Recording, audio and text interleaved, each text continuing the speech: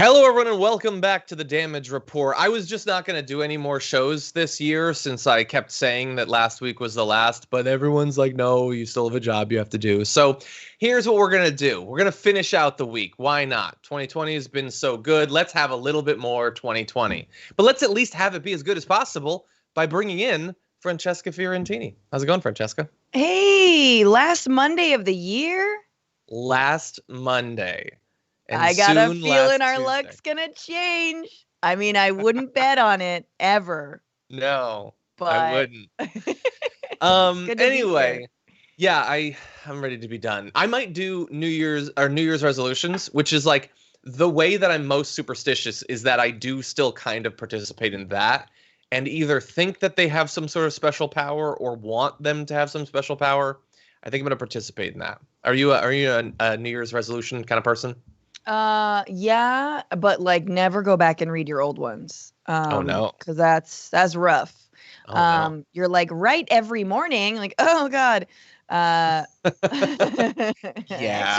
3 times a week. Yikes.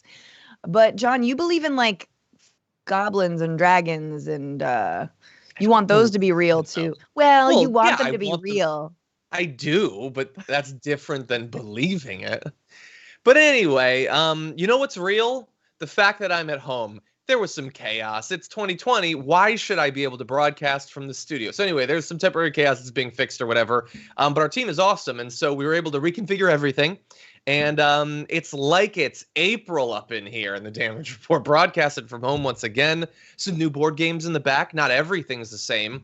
But we do have in the building a couple of dogs who, despite my screaming, are sleeping with their heads right next to each other. And it's very adorable. And maybe I'll be able to show them a little bit later on. But what we do have for you is a full hour of news. We're going to be talking about the COVID aid bill, the bombing over the holidays, the Georgia elections, and even more. And then after we're done with the show, Francesca and I are going to be doing our second top 10 list. We did top 10 garbage people 2020 last week. This week, we're going to be doing the top 10 Trump goofs. Just funny, ridiculous things that he did. We're going to try to, they're not all light because it's Trump, but we're going to lighten things up a little bit. And those are going to be available later on today to our YouTube Tier 2 and Tier 3 members. So for those of you who are already members, thank you for supporting the show. For those of you who aren't, you can sign up and you'll get access to this, future, and the past top 10 lists. That said, please hit the like button and let people know that the stream is active. We'll be responding to your comments as we go. And with that, Francesca, you ready to jump into this thing? Oh, yeah. Okay. Oh, I can see people talking in the YouTube chat saying, got to get the likes up for puppers. That was a thing we used to do, and I'm going to hold you to it, okay? I don't know what number yet. We'll figure it out. But click the like button if you haven't already, if you want to see dogs. There's 2. A certain number of likes gets you 1, but the cuter one, you're going to have to like more. Oh, good things. Dogs do not understand you. Because that would be... One is actually gone now. I think she was offended. She's gone to go powder her nose because she's like, I'm going to be on camera. One of us should. Lynn Brown, thank you for upgrading your membership to Tier 2. And Tyler Pentecost and Dave Picot's Piece of Pod, welcome to Tier 2. You'll have access to the top 10 list. Okay, now, with that, let's jump into this thing. Oh, yeah, I forgot. We don't have to. Anyway, so let's just do this.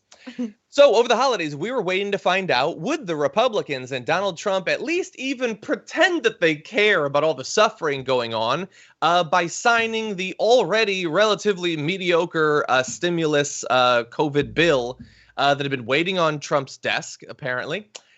He waited until Sunday. So just yesterday, he did sign the bill. It's a measure that provides $900 billion, sort of, in pandemic aid and funding funds the government through September. So we've already broken down what that number includes and what it doesn't include. You can definitely watch those videos if you want more details. It's not great, and it ain't $900 billion actually going to the people. But bear in mind that just because the bill is bad, that's not the limit to what damage Trump can do. Now, Trump, like a week ago, was saying, no, I'm actually the champion of the people. I don't want $600 checks to people. I want $2,000 checks to people. I want people to no longer suffer. And so what I'm going to do is I'm going to head to Mar-a-Lago. I'm going to play golf, which we'll get to, and then wait for the unemployment enhanced assistance to lapse because he could have signed it earlier and then that wouldn't have happened. He just waited a couple of days. That lapse. So now if you're unemployed, God only knows when you'll get access to that aid. Maybe it'll pick up in a couple of weeks, but maybe it'll take longer. And so now for millions of unemployed Americans at Christmas, you're going to have to wait because Donald Trump was busy. He said he would work tirelessly over Christmas at Mar-a-Lago, and then he went golfing, as you're seeing here. He played golf at least 4 times over the holiday weekend. I don't need to play golf 4 times in my life. He played it in 1 weekend, and he was so busy doing that he couldn't get around to scrawling his seismograph signature onto the bill, and so people got a little bit more screwed over. Francesca, what are your thoughts?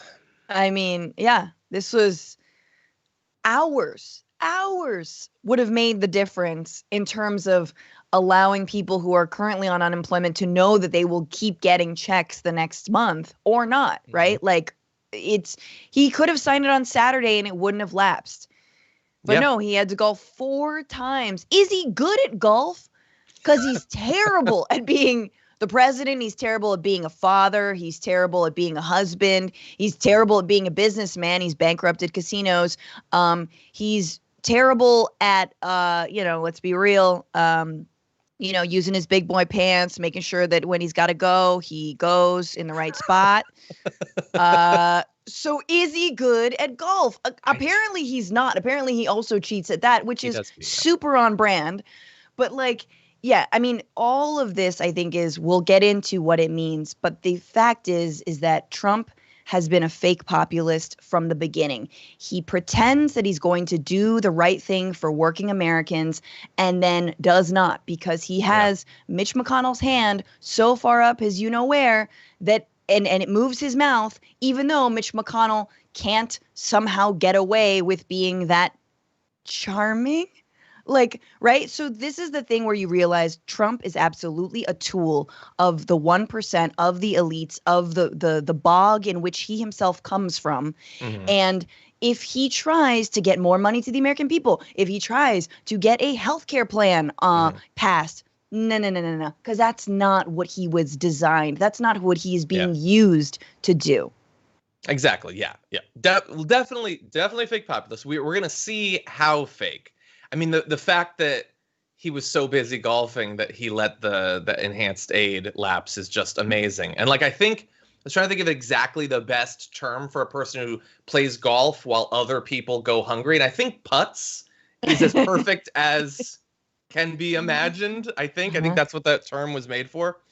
But anyway, there are other ways that he's being incredibly fake about this. And look, at the end of the day, if setting fire to the negotiations the last minute, if it does lead to the bigger checks, and we're going to get to the possibility of that in a little bit, then that will be a good thing. But we're still not there yet. And we've now been getting more and more evidence that he doesn't really care about that. Here's one thing. He put out a statement saying that he will sign the omnibus and COVID package with a strong message that makes clear to Congress that wasteful items need to be removed. And he sent saying he would send a formal request asking for some of the funds to be removed. So, look, in this particular case, because there are going to be, even after the bill is signed, there's going to be these further, amendments and things like that. It is possible for things to be changed. But it is a very interesting, lazy move for him to wait until last week, when we're on the cusp of the thing being signed, to say that it's an unacceptable level of checks when he could have been getting involved, and to now sign it and say he's going to send a ton of what amounts to line item vetoes on things that have been in the bill that he could have been negotiating over for a while but chose not to. But that's not even the fakest part about this. The fakest part is that he doesn't even really oppose those things. There have been some great compilations put together. Here is one from Phil Mattingly. I'm going to put up this graphic. It's not going to make a ton of sense, and the individual details don't necessarily matter. But he specifically cited issues he had with bits of funding that are in many cases almost exactly what his own budget called for. And he's now saying, oh, no, I'm really against all this wasteful spending that I was advocating for. I totally want that out. Either he didn't know that it was in there and he has nothing to do with his own budget, or he's just lying to make it seem as if he's against pork, knowing that it's not going to get voted out, but he can pretend that he was against it even though he was actually advocating for it. Well, I mean, this is the whole thing with this spending bill and the fact that the omnibus bill and the relief bill have been lumped into one because somehow we can't have a government that operates through the new year. Like we've got to just barely hang on and barely fund basic operations. And maybe, hey, remember the government shutdown? Wow, how buried is that in your memory? So this is not the first time, obviously, that Trump has withheld money to essential workers and people who need it. But yeah, this is all the stuff that he's mad at is stuff that was in his own budget proposal, not the relief bill, but the budget proposal. And somehow we decided, let's give him two incredibly important things to sign off on. And just like a 3-year-old child that he is, he threw a tantrum to show that he can throw a tantrum, to try to get to pretend that he wants to get something better.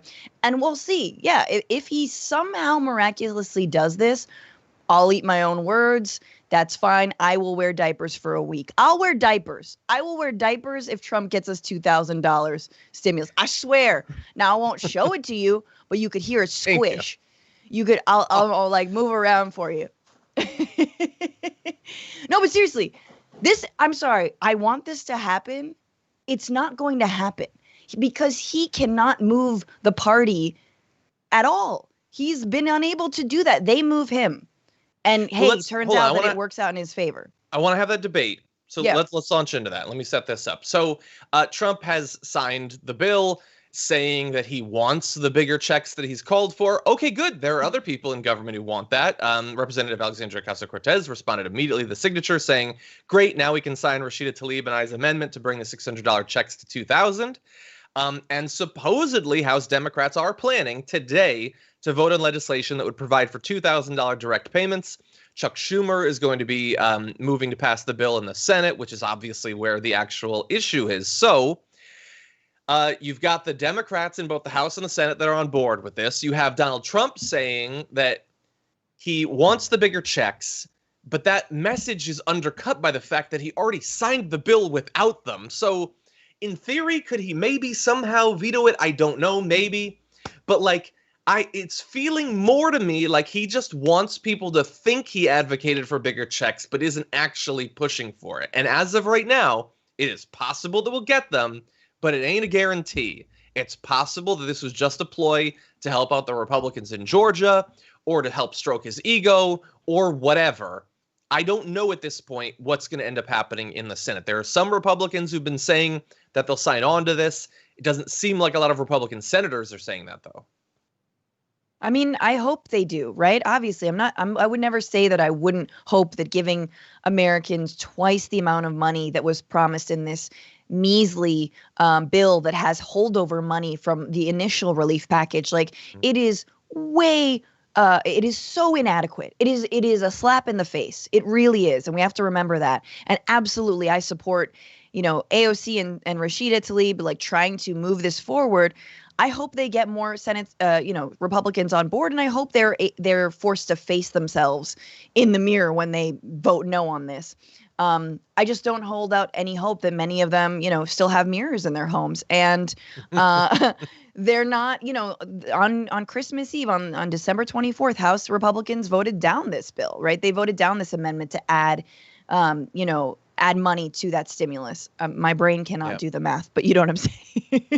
I do, yeah. Yeah, and so we will see. But yeah, it seems like it was just a last minute temper tantrum. It's almost like the way that a boss tries to take credit for any work that their worker has done, any work that their employee has done by like holding it up, then like putting a little doodle on it or like changing a word here or there on your report and then being like, see, executives, I did this. It's a little bit of that like, game where he wants to feel like he had more of a hand in it when he didn't. Yeah. Yeah. It's I don't know. It's possible. Like things are so bad in terms of the pandemic and the unemployment numbers that it is possible, but it's feeling to me more like it was a ploy, like it was just designed to distract us, to fool us. And it's really I think there have been a lot of things that we have been forced to either learn, or things that hopefully we can learn from 2020. But one is that, like, at least on the right, and I would argue to a little bit, in the Democratic Party as well, like Nancy Pelosi has hardly been amazing during this, and, she got reelected and all that, that on the right, they showed that you don't have to even pretend like to care if people live or die, if they keep their jobs, if they're like, think about it. It's not only the worst domestic crisis of our lives, but it was Christmas, and Trump goes off and plays golf like every single day.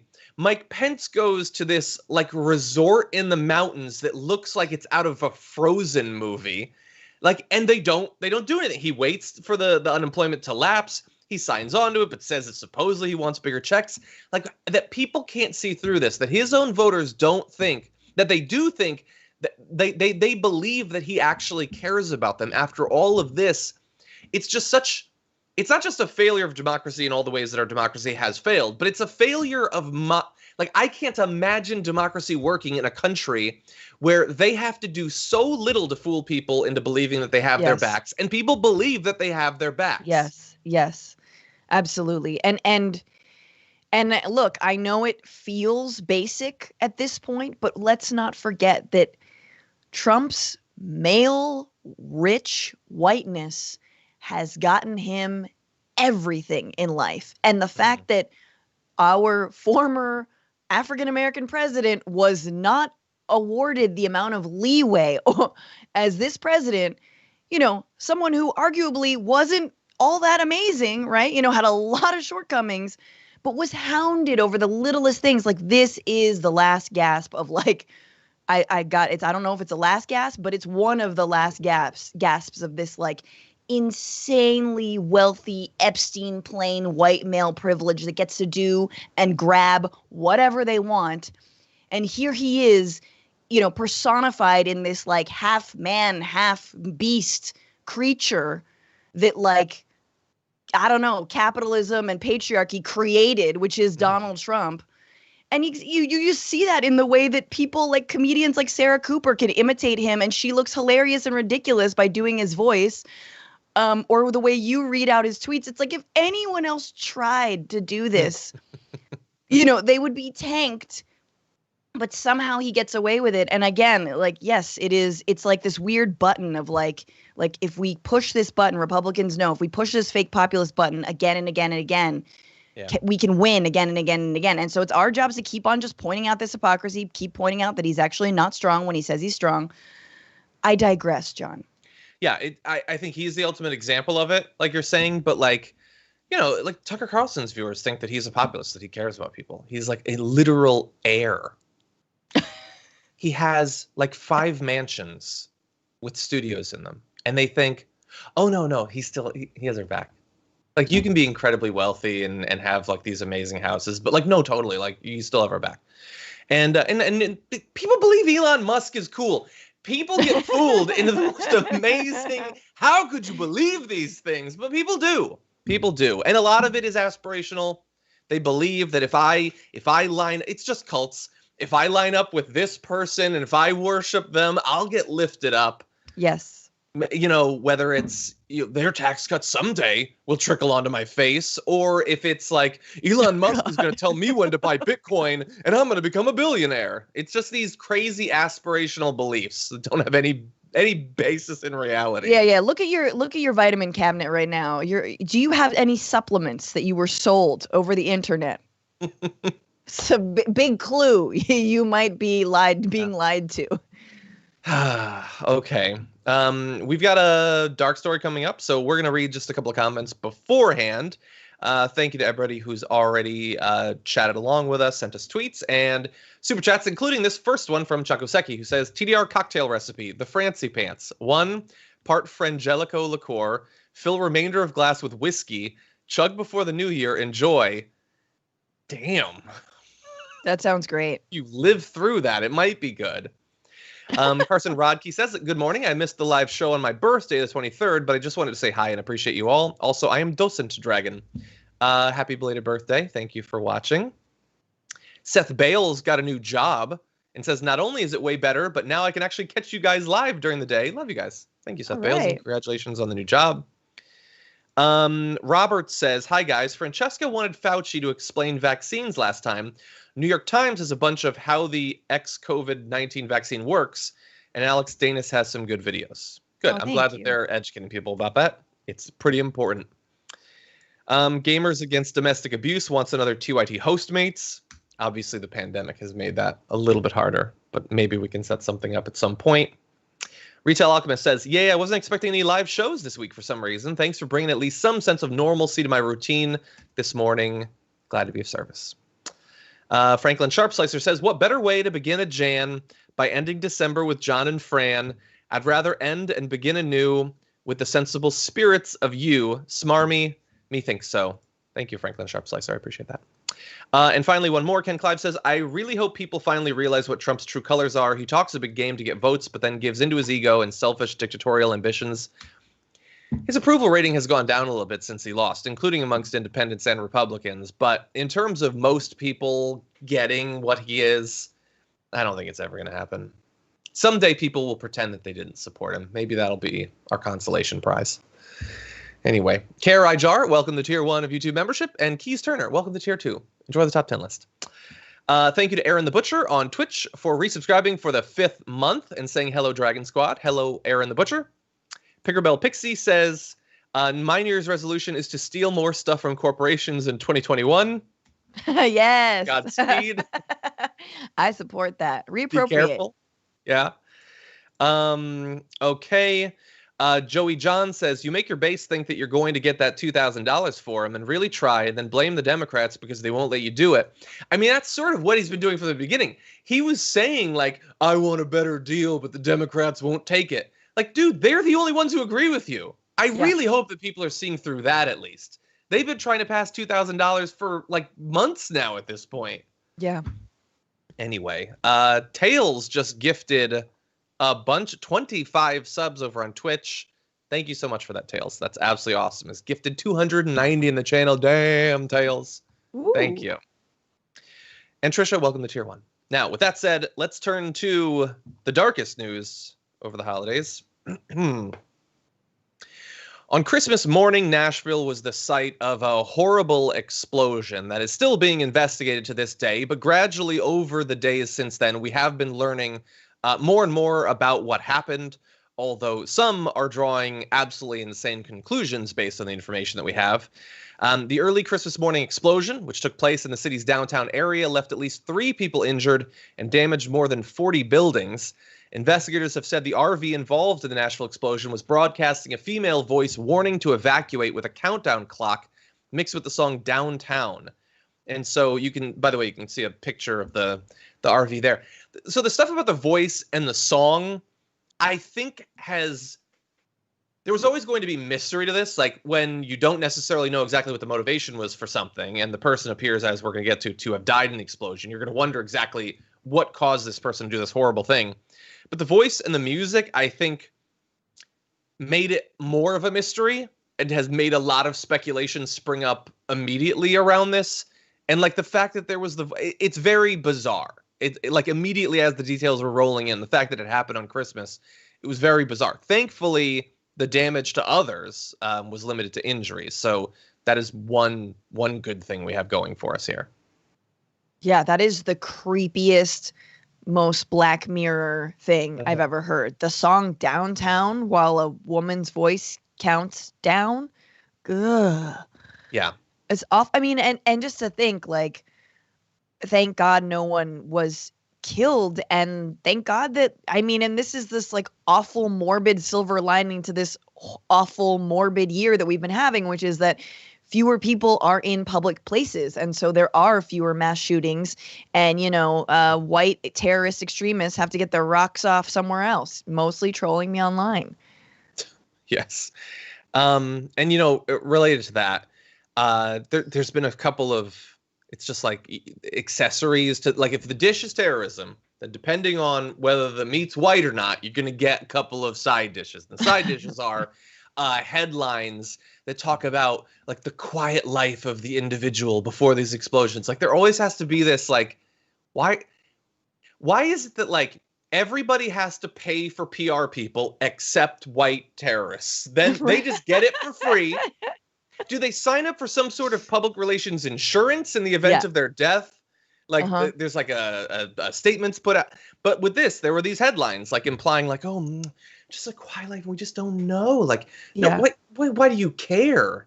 Okay, I'd like a motive, sure. But the psychology, the person could have killed people, did injure people, did do damage. And we do know who the person is, apparently. I always wonder whether even to share the name of individuals like this, but in this particular case, we're going to mention it. The U.S. Attorney for the Middle District of Tennessee had a news conference yesterday and says, we've come to the conclusion that Anthony Warner is the bomber. He was present when the bomb went off and he perished in the bombing. Regrettably, Anthony Warner's middle name starts with the letter Q. And I don't know if that was necessary for the craziest people in America to really pick this up, but they have.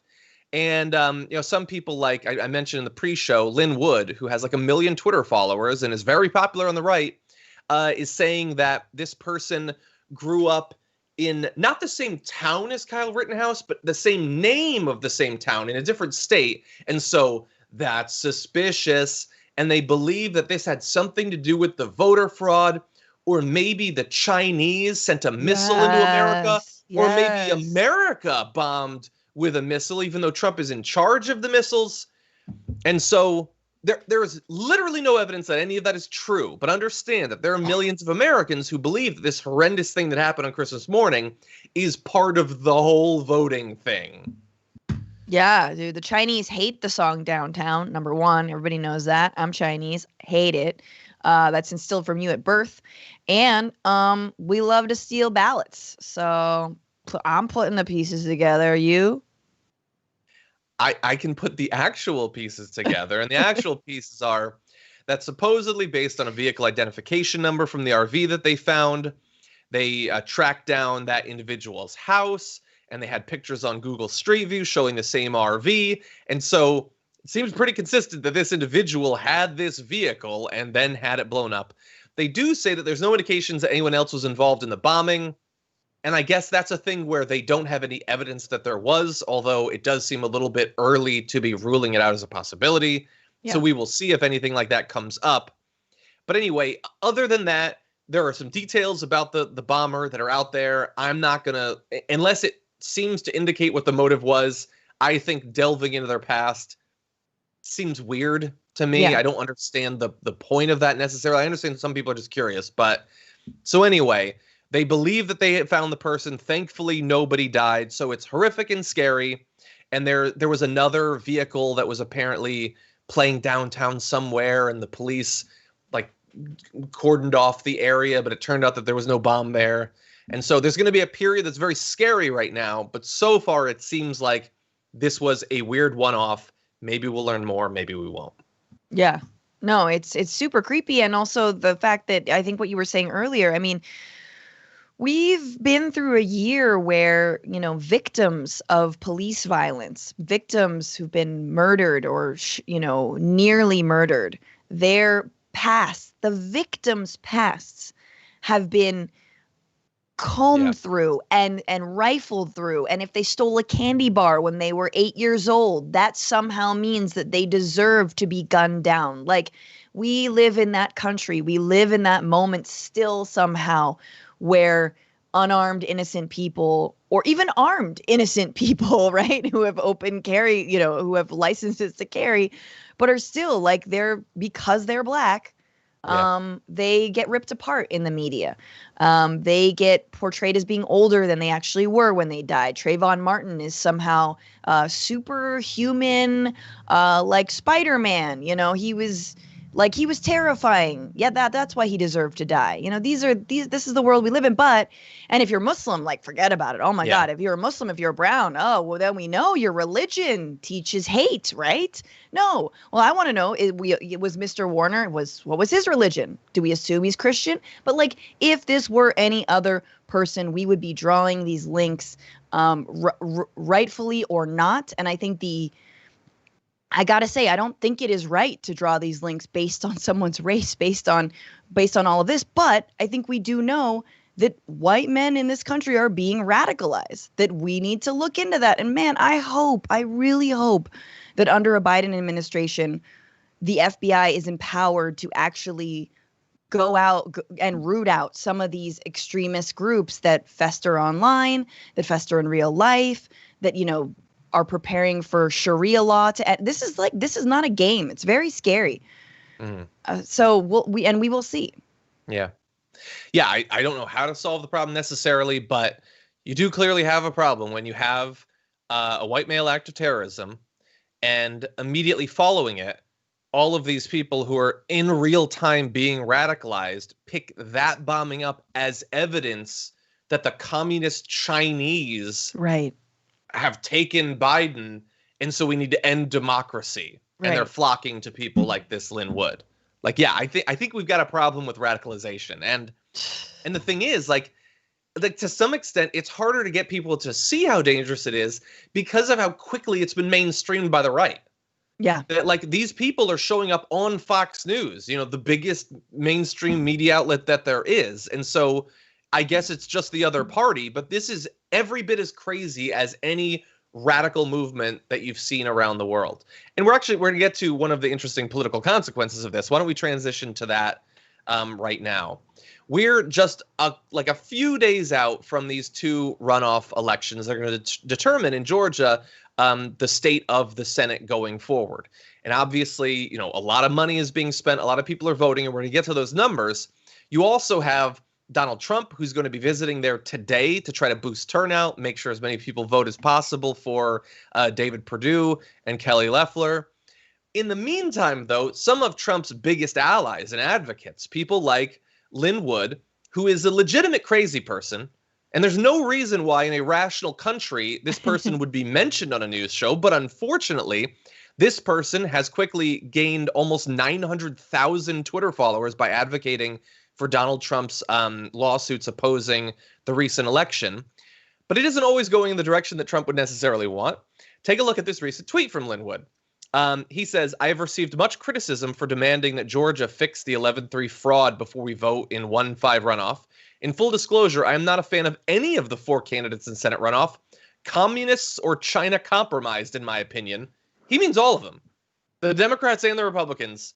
The communist Chinese have taken all of them because, of course, I just want an honest election, don't you? Attached to that tweet, he has this diagram. We're only going to show you part of it. There's a lot going on here. You can find it if you want. But he shows, like, they believe this Dominion software, which was like nowhere, is designed to steal votes and to pad the Democrats' numbers. And so he has a theory. And the theory is that if nobody on the Republican side goes and votes, if they totally boycott it, the software, which stole a presidential election in his mind, is going to be fooled into deducting more Republican votes than there are. There will be negative Republican votes, and then the fraud will be revealed to all because it'll be so obvious. And I say that because in the graphic he shared, it says the fraud will be so obvious, even though he says the fraud is obvious now. So, like, why would it need to be more obvious? But anyway, he thinks the software is sophisticated enough to steal a presidential election in a way that no judge can detect, and that the DOJ, under Barr, says didn't happen. But it's stupid enough that if you just don't vote as a Republican, it's going to go negative somehow. And I don't even know what that would look like. But he says, here's the most interesting part of this. All that's crazy. All that's crazy. He says then we will then get new conservative senators because for some reason, Kemp, the governor of Georgia, as well as the candidates, will be arrested. Because bear in mind, he's not just saying the Democrats have set up this system and stolen everything. He's implying the Republican candidates have stolen it. So he wants all of them to be arrested. And then we get new senators after he succeeds in getting enough people to boycott the vote. This is Trump's guy. This is Trump's buddy who wants Trump to be president. He wants the guys Trump is going to stump for to be arrested. You know, I gotta say, one of the things I do like about 2020 is the emergence of Lin Wood. Like I love these like weird B-movie villains like Lin Wood and Sidney Powell, who you're like, ooh, you know, but you know, very much it is really central casting. It is really like, again, he looks like an uncle impersonating Donald Trump. And just like, you know, selling out birthday parties, bro. And then somehow he like winged that into actually being like more legitimized. He got on news outlets and such. But this graphic is incredible because it says the fraud will be so obvious that SCOTUS can then invalidate the presidential election. Like that if you don't vote, the machine will be like, "Buh," and then it'll show, you know, machines are real silly. I've seen The Mandalorian, the droids, you know, you can't trust them. And then it shows it negative, and then SCOTUS going to be like, "Ba-king," and then you're going to arrest the Purdue and Leffler. Like, yeah, first of all, arrest Leffler, but like for insider trading. Totally. And Purdue for insider trading. And for Purdue for insider trading. But this, obviously, it is, I'm not sure that he's not a plant, I guess is also what I'm saying. Like in the past, I think he supported Democratic candidates. He's like raised money for Democratic candidates. I don't know if they were like Democratic decoy primary weirdo candidates that sometimes the Republicans do while they're like support some weird Democrat just to like steal votes away, or if he's, you know, an actual plant, because it feels too bizarre to not be a plant. So bizarre. By the way, yeah, and he, like, we're really focusing on this crazy theory of his, but he's one of those saying that, like, there's something with Q and the bombing in Nashville and stuff like that.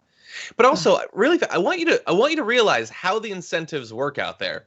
This person, in, like, 6 weeks, has more reach and more followers than, like, me and Francesca and add a couple people. Like, after years of just doing our job, which is just like trying to like care and cover the news in a serious fashion. You can just, semi-serious. You can just say crazy stuff you can imagine, and you will absolutely explode. And that is how it works. Say crazy, radical, insane things, take off like a rocket. Yeah, we know that, John. Like we know that very well. Nashville. Exactly. I'm gonna jump on that Chinese rocket. Look, if this doesn't work out, sorry, bro. I'm going full blown. I'm gonna pretend like I was a plant from the beginning. Obviously, I'll throw TYT under the bus. Just kidding. Never do that. Fam. But yes, first of all, 900. All of these followers, a lot of them are fake. Let's just remember that. I know it's so hard when you go. They are. I don't know that. There are ways. There are ways to make folks look real when they're actually not real. Okay. So I wouldn't get too jelly over there because I see you thirsting over his followers, John. I am. Anyway, no, not just him. Like it's amazing that I really wish there was more. Like there are people who have like, you know, right-wing podcasts or YouTube shows or like they're on Newsmax that like I've literally never heard of these people. And I can't imagine someone watching their content or listening to content for more than 4 seconds and like massive reach.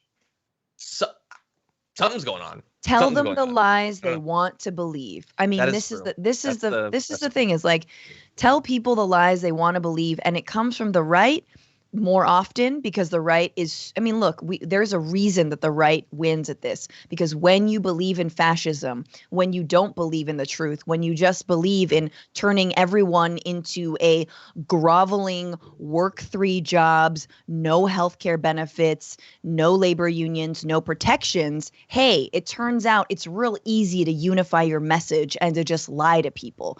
Yeah. So racism, real easy to regurgitate. You know, I think someone once told me like that Tommy Lahren writes her own stuff. I'm like, yeah, no effing like S word, all the swear words I can. Like, you know how easy it is? I mean, first of all, I don't know where you would come up with that stuff. I don't know what like, you know, sort of like in racist you would have to do, but it's very easy to write like a 13-year-old like racist YouTube rants.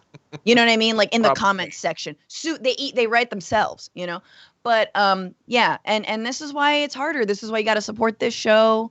This is why you have to, you know, these slow burns, the slow growth. You got to consume a lot of different media and encourage all your Trumpers out there and your, you know, to also like start to expand. Don't just do Newsmax. Do a little bit of OAN. I don't know. No, that's not helping. Well, maybe, I don't know. Or, oh my God, you know where I went really fast?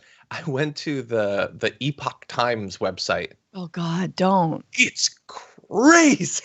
It's so crazy. Oh my God. But anyway, sorry, I shouldn't speak badly. Is it like how many banners did you have to click out of? Were you like close? Banners. It's more professional looking than OAN or Newsmax. I'll give them that. Anyway, let's get to some of the more important stuff having to do with Georgia. Those Georgia elections are very soon, and you know, a lot of money has obviously flowed into this race because, you know, future of the Senate and all of that. Senator David Perdue raised $68 million between October 15th and the middle of December. Kelly Loeffler raised $64 million during that period, because there's nothing Americans love more than giving someone who's worth $800 million millions of dollars. But that is not as much as the Democrats have raised. Mr. Ossoff became the best funded Senate candidate in history after pulling in $106.7 million. Mr. Warnock, who's challenging Ms. Loeffler, has raised $103.3 million. So that record is pretty tight there. But a lot of money is being raised. A lot more money is being raised for the Democrats. And so, again, all of this is going to come down to mobilization and getting people out there. The Republicans have their biggest voices working to literally get people not to vote. And the Dems are going to try to duplicate the turnout that they had, you know, just a month or so ago. Buy those Facebook ads. Oh my God, buy Facebook ads. Just put it all into Facebook. Yeah, give it all to Zuck. Sure, he's going to turn it around and like own us and control us one day. But Ossoff and Warnock, you know where your people are. They're on Facebook. Buy them ads. They are on Facebook. And apparently a lot of people have voted as of a couple of days ago. The most recent information I could find was 3 days ago. 2.1 million people had already voted. Wow. And look, the turnout is going to be lower than the general election. But if it can be close to the general election, that is certainly not going to hurt the Democrats, especially as there's all of these, you know, grifters going around trying to get Republicans not to vote. One other interesting financial note, though, Ms. Loeffler, one of the wealthiest members of the Senate, was the only candidate to give to his or her own campaign, donating $333,000, which sounds like a lot of money. But it's far less than the $23 million of her own money she spent on the general election run. And think about that. Like, you need the money now even more. And she's giving very little. Like, she is worth $800 million, $900 million, and she gave $1/3 for the future of her political career. Does that seem like an investment from a person who really expects or indeed wants to win? I mean, or a person who is getting you know, a boatload of dark money and, you know, has a bunch of different organizations running ads in her favor, so she doesn't need to. But I will just say this. It is going to be very interesting because there's been a rift in the Republican Party. You've got in Georgia and the nut jobs like from Lin Wood to, you know, Kemp, who's actually been playing a more moderate role in all of this. To the attorney general, right, who, you know, there's been a lot of like a split, right, in terms of, hey, don't follow the Trump line. And, you know, let's not discredit these elections and the vote here. We want to turn out the vote. And the Lin Wood, no, it's all been compromised. And arguably the Trump line, which is it's all been compromised, even though he's supposed to be getting out the vote for Loeffler and Perdue. Again, I don't even think he cares because if he's not in office, what does it matter? Yeah. But I do think it'll be interesting if they lose. And man, I really hope they lose. There's a lot of grassroots work being done. But if they lose, how quickly they will turn and say that absolutely there was nothing but fraud. It was fraud top to bottom. They will spread all kinds of conspiracy theories because once again, it's that button. And once it's been pressed, you can't unpress it. In fact, it's sort of your safety, like call a friend, you know, whatever, lifeline, you know. And so Who Wants to Be a Corrupt Millionaire? They already are. But so I'm curious, John, like if one of them loses, what will they say? And actually, even more interestingly, if one of them loses and the other one wins. Oh my God, that's going to be amazing. Because right? then they have to say that it was all fraudulent, but then. Yeah. Exactly. No, so here is the biggest issue. And I guess I'm glad that you brought this up because I haven't been thinking about this enough. If the Democrats win, it's gonna be close. It's Georgia. Yeah. And it's not a general election. So like I hope that they can win, but if they win, it's gonna be by a point or two, right? Like unless the right is really successful in demobilizing their voters. And I honestly think I love to joke about it, but I think that a lot of these Georgia Republicans still want to have control of the Senate, and they know that the only way that they get there is by winning the election. So, yeah, they're going to challenge this so much. And now we're not going to be talking about challenging in 8 different states where they have to win in like half of them to overturn the overall thing. They're going to be trying to overturn this. And Kemp has already been getting so much pushback, death threats, because he hasn't gone 100% along with what Trump wants. So God only knows Kemp might turn to try to help out these two. It is going to be a massive and very consequential mess. Yeah. I mean, and I think just progressives, we have to keep focus on 2022 and make sure that I know we want to rest, but we can't. We get like a day and then we got to get back out there and keep on building the squad, building our power, and making sure that we don't, cede any more ground. Yeah, I agree. Wanted to quickly say, Jason Bourne, thank you for becoming a tier 2 YouTube member. Arlene Jones for becoming 1, and Minimal Chaos for becoming a level 2 as well. Really do appreciate that. And in just a little bit, we're going to be recording our top 10 Trump goofs. Should be a little bit fun. We're going to look back and it's going to be a little bit dark time to time. We're going to try to have a little bit of fun for you. With that, I'm going to read just a couple of comments before we move on to our next big story. Let's see. John Chavez sent in a super chat saying, since Trump pardoned the men responsible for the massacre in Iraq, what are the chances of him pardoning the guy who did the bowling alley shooting? Difference? Oh, yeah. Iraqi lives are less valuable than American lives. I would hope that that's going too far. I know people were like speculating that he's going to pardon Kyle Rittenhouse, but of course, Kyle Rittenhouse is facing state level charges, so that doesn't actually work. Roger Harris sent in a super chat saying, okay, some potential great news, I think in regards to the turnout and the money, or am I just delusional? No, it is good news. It is still Georgia. It's still going to be difficult. Like, just because Biden won by like 1 point doesn't mean that this is a lock for the Democrats. So just bear that in mind. And if they do win, probably gonna be close. Puff sent in a super chat saying, I love you, Fran. Squishy Diaper Man is the entitled white male that Americans have come to be known as, and he's serving us a load from his pants at the end. Anything to make him feel important. When did this happen? Serving a load. Kazlux says, if Trump had deliberately tried to do the most to tarnish his image still further, could he have done much worse? I don't know what more he could have done. I think that winging it is the most damaging for him. Okay, let's see. Artsy Dragon says, if Congress's pay was reliant on the average citizen's income, we'd have more relief. True. Although a lot of them are independently wealthy and they don't really need their income, they investments and all that. Lori W says, I'd love to claim Atheist Dragon if it's not already taken. I love your show so much. Well, I was going to say no, but then you said you love the show, so it's yours. You can have it. Thank you for the comment. Okay, over on Twitch, Brandon Stotts gifted 5 tier 1 subs. Thank you so much for that. AT Quig sent in a Twitch comment saying, I hope we get the $600 before January 13th. I don't get paid again until the 22nd. Got a bill due on the 13th and got $21 to my name. Yeah. And there's a lot of people like that, and they were golfing and skiing and having a grand old time, knowing that it's really not going to hurt them that much. With the vaccine, I'm sorry, They can do whatever they want now. I don't mean to make this worse. Anyway. You can't make it worse because it's as worse as it could be. BB Cakes, thank you for becoming a tier 2 member. Really do appreciate that. Let's see. Hold on. Jess Ortega sent in a tweet saying, Franny, you have got to bring up your gift that the AOC uses. I almost think John would think it's cool too because it's AOC related. Absolutely gorgeous. I don't know what that's about. What's the gift? Oh, I was gifted. I don't have it with me, but I was gifted AOC's lipstick color. Really? Yeah. Have you tried it out yet? From Stila. I did last night on the Bitchuation Room podcast, which everyone should watch and or listen to. It's called Beso from Stila, and it's great, John. I'm going to get you a vial. What is it, a vial of lipstick? I think it's a vial. You just shoot it right into your arm, and it comes out on your lips. A little bit, and then... No, it's very, very cute. And it was such red vein is what I want. That's going to be the next in look. It's hoops and a red vein. Vein. Yeah, it was a very sweet gift, and I think you would look great in it. Can I say that is, first of all, yes, and definitely. If lipstick is going to become an in thing for men, I'm definitely the guy to make it happen.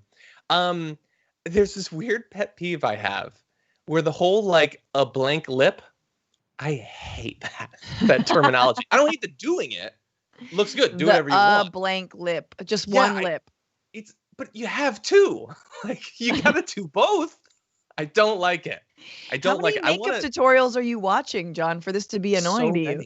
And I just watch it, waiting for someone to say that, and then I get mad.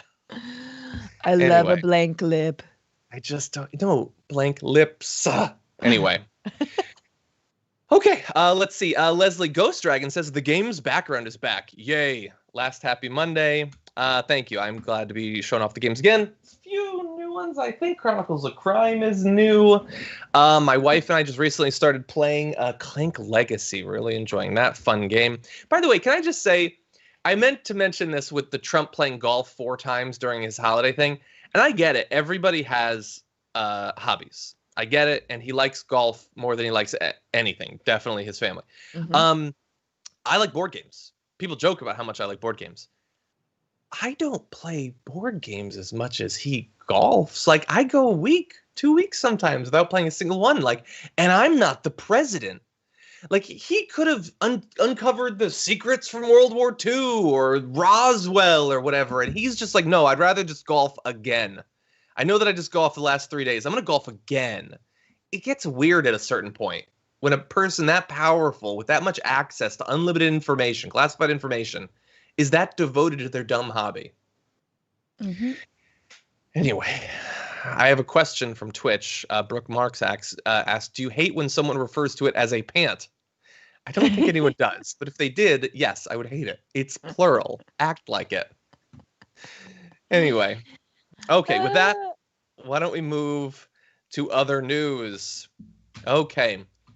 We have got just a couple more weeks before some of the sort of go-to Trump personalities that we've had to become accustomed to over the past few years hopefully go away / get hired by CNN. One of them is Kayleigh McEnany. And just in time for her to mostly go away for a little while, Jake Tapper had this to say.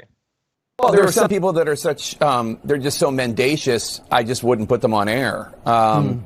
Kayleigh McEnany, I never booked her. Jason Miller from the Trump campaign, I would never book him. I mean, these are just people who they just tell lies the way that, most people breathe. And there was no value in that.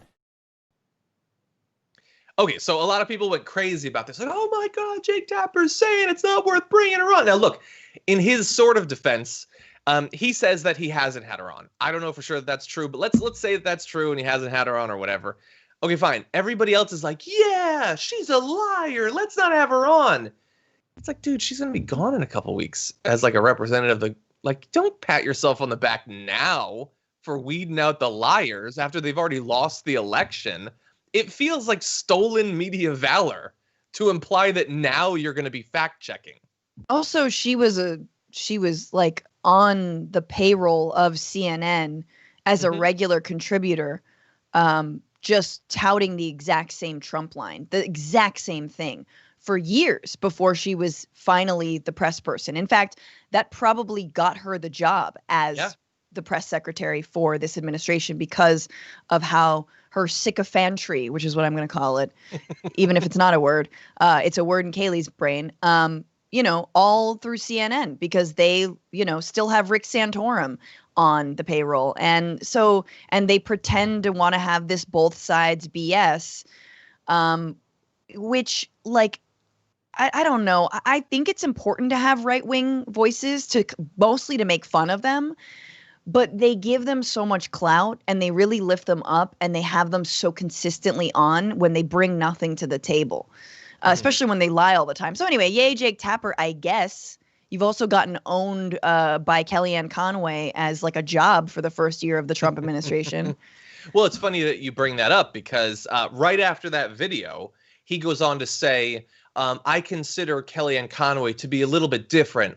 She's really more of a filibusterer. She's more of a subject changer.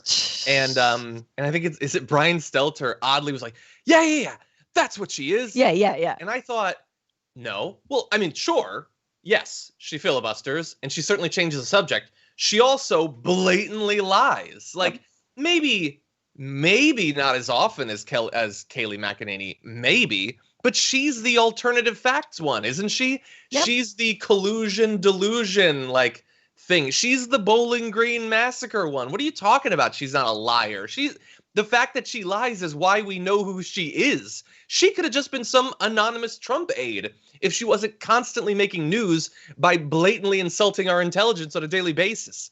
So whatever points Jake Tapper, I guess, deserves for supposedly not having Kayleigh McEnany on, he is 100% defending Kellyanne Conway's honesty when she doesn't deserve any of it. Yeah.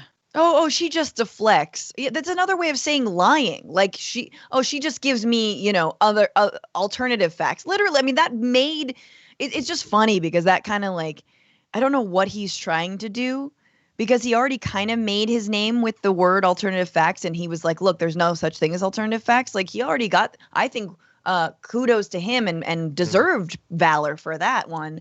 But now to toot your own horn about Kayleigh McEnany, like coming out against the Trump administration and any of their stooges like this late into the game is just awards you the slowest clap ever, especially if you're on TV. Yeah. Yeah, you put down the smallest violin to make the smallest clap, basically, for that. Like, oh, very, very bold to be against them now that they're not going to be in power any longer. And by the way, what I'm hoping is that this is at least forward-looking. Like, maybe sure. Jake Tapper isn't going to be, like, heading up a panel with those individuals in, like, 2 months. Because are you sure that that's not going to happen? Kayleigh McEnany, in 1 year, we're not going to have forgotten who Kayleigh McEnany is. The media is going to, they can't wait to like, especially with the fact that Biden won. What's that? They might rehire her. I think so. I mean, is Jeff Zucker still the head of CNN? Don't think so. I thought that he's leaving. Person, but yeah. I'm not sure. But anyway, with Biden winning, they're going to want to show that they understand the right or whatever by bringing in Trump people. Maybe it won't be her, but I feel like it's almost certainly going to be her. Anyway, I do want to give her response to this because everybody was responding to Jake Tapper, including her. She says, this is a therapy session for a broken network, and Jake Tapper is lazy enough to participate by lobbing baseless personal attacks with zero evidence.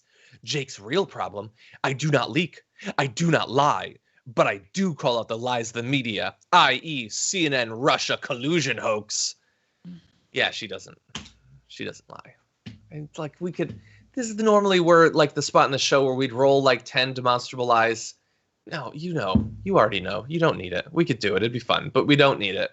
She's a massive liar. She's an insane liar. She defended, him calling COVID Kung flu and like she will debase herself in defending the indefensible. So no, we're not going to engage seriously with that. Her pretending like her feelings have been hurt by Jake Tapper pointing out that the only reason she got the job is because Trump has faith that she will lie shamelessly for him. Yep. Anyway. Okay, with that, let's move on to other news really fast. We've known for some time that things are getting really bad when it comes to COVID. And I got a terrible news update for you. With several days still to go in December, December is already the worst month ever in the pandemic. Almost a year on, things are getting worse. NBC News reported that we had, just in December, 65,212 deaths. Oh my God. So, far more than a Vietnam War. Closing in on 6 million cases. And we're not done. We've still got 10% of the month still to go. To put that in historic perspective, take a look at this. November had 4.4 million cases, October 1.9, September 1.2.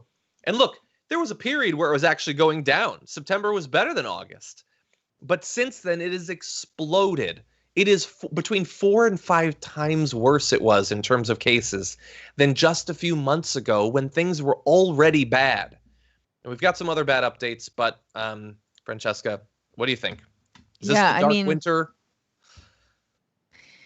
It is, absolutely. And I think the fact that we're not freaking out about it as much is both good and bad. I think we need to like gird ourselves for this long winter, and we can't, the panic I don't think is helpful. The caution is, and the demand on this government to do something. And look, Biden is not what progressives wanted in 2021 at all.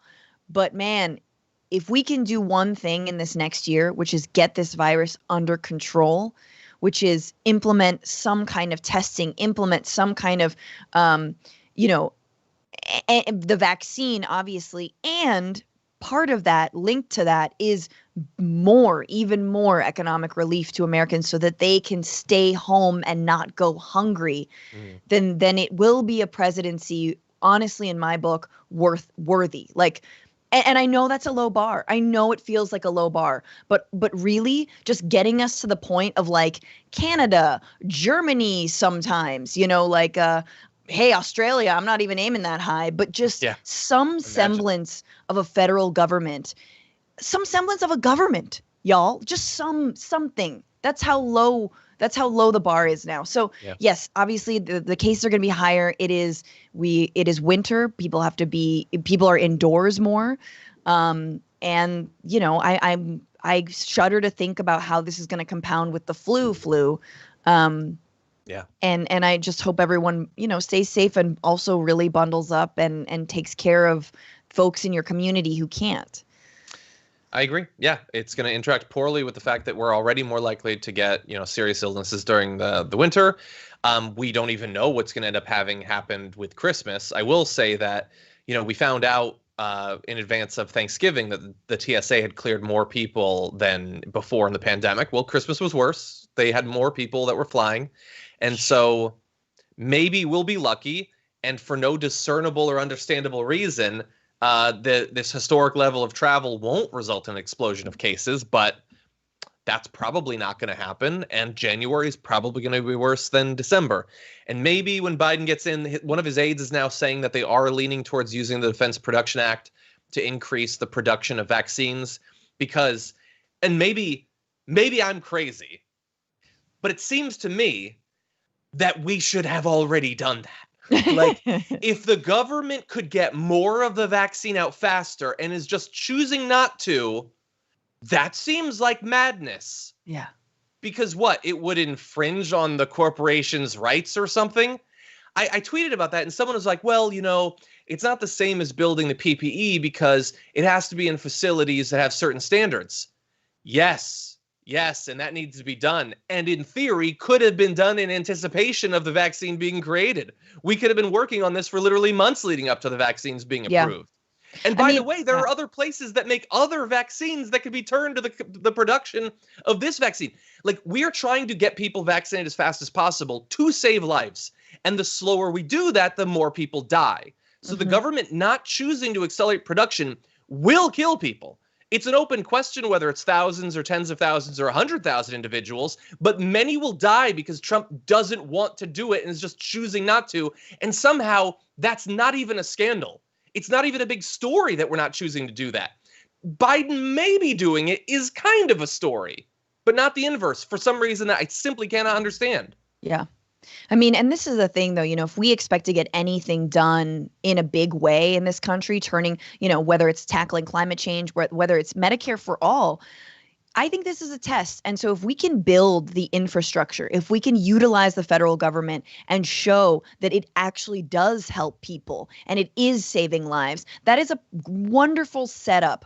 I think, and I'm sure this scares Republicans because, like, oh my God, if you save lives, then they'll want quality living. They'll want to not live in squalor if you start saving lives. But no, if we build this infrastructure to fight this virus, to take care of our people, to help them out through the long-term effects of this, that is absolutely setting our country up for more success when it comes to healthcare overall, Medicare for all one day, right? Like for really tackling another virus that, hey, man, I can't wait for that permafrost to defreeze and anthrax to go all over the world. Let's not talk about that right now. But all I'm saying is, again, these are somehow baby steps for this country that is so backwards and has been revealed to be so backwards.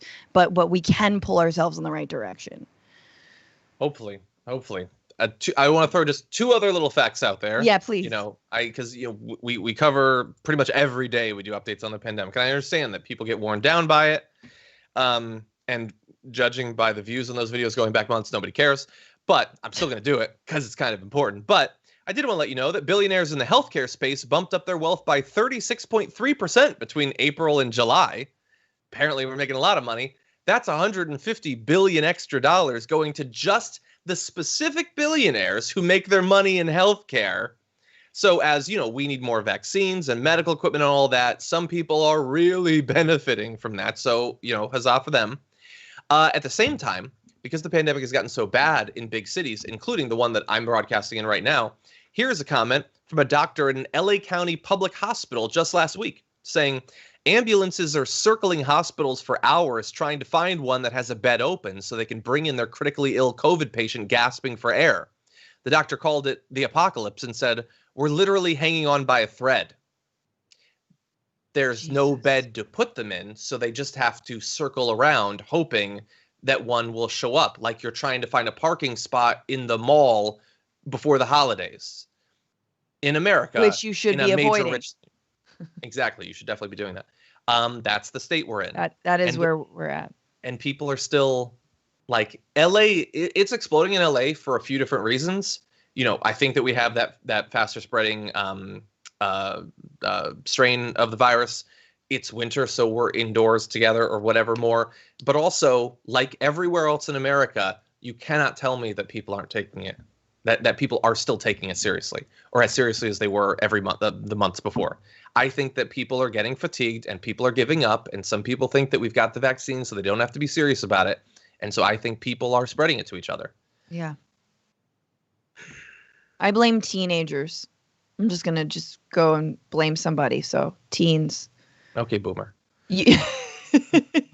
Thank you. Oh God. I deserve that. No, it's absolutely right. And yeah, it's really upsetting. And also just the fact that, like, I think about essential workers all the time and the people who have to go to work and do not have paid sick leave. And I've just heard anecdotally stories of people saying that someone in their workplace was sick and that their boss made them go to work anyway. Like this is absolutely a war on working people. This entire COVID, the pandemic response has been a war on working people. Do not get that twisted. Don't let Madonna in a bathtub convince you otherwise. And there will be retribution coming out of this. There will be movements and organizing. Ooh, just you wait. Because man, the ruling class really is operating like the French Revolution never happened. So we will see. Oh God. Okay, so we're a little bit over. So here's what's going to happen. Okay. I've got a surprise for you in just 1 second. After we close the show in just a minute, Francesca and I are going to be recording our top 10 Trump goofs. Should be a lot of fun. That'll be going up later on the YouTube channel for our Tier 2 and Tier 3 members. So if you'd like to see that later on, as well as last week's top 10 Garbage People 2020, you can sign up for that. But before we close out, I do want to show, I did promise, so hold on 1 sec.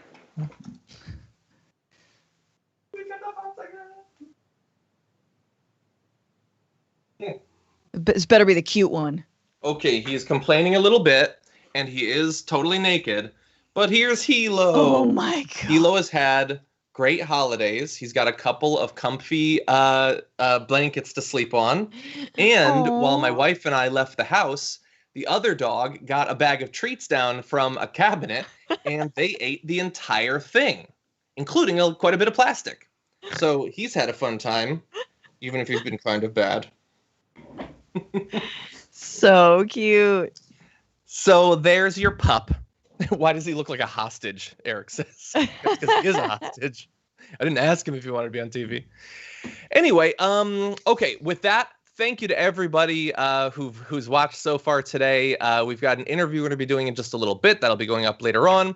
I believe Adrian Lawrence is going to be joining me tomorrow, so stay tuned for that.